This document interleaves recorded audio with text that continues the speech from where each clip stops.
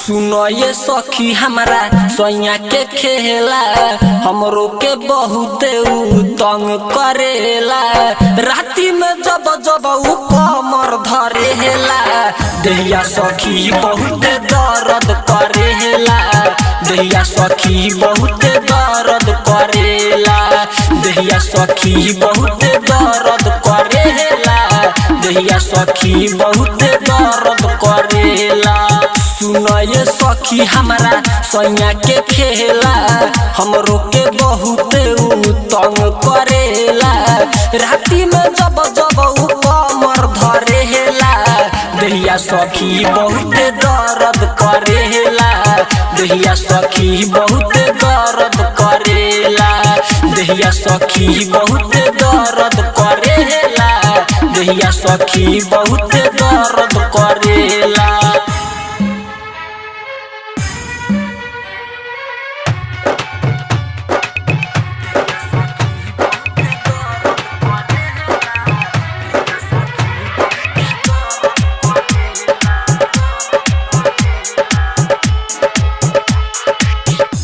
न छोन हमके छोड़े न भातारा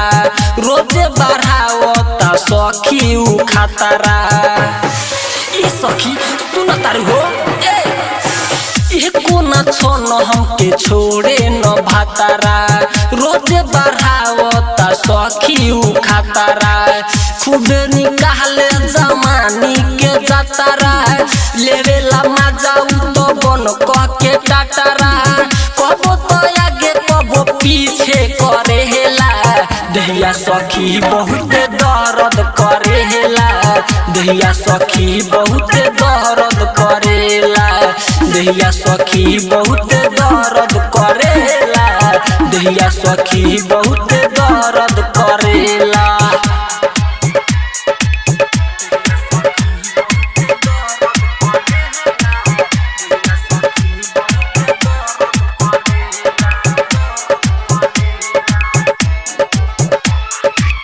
विजय बावाली नहीं कहरेला तोर दिन पर दिन उ तो हो जाता पातर ई सखी सुन तारी हो विजय बावाली नहीं कहरेला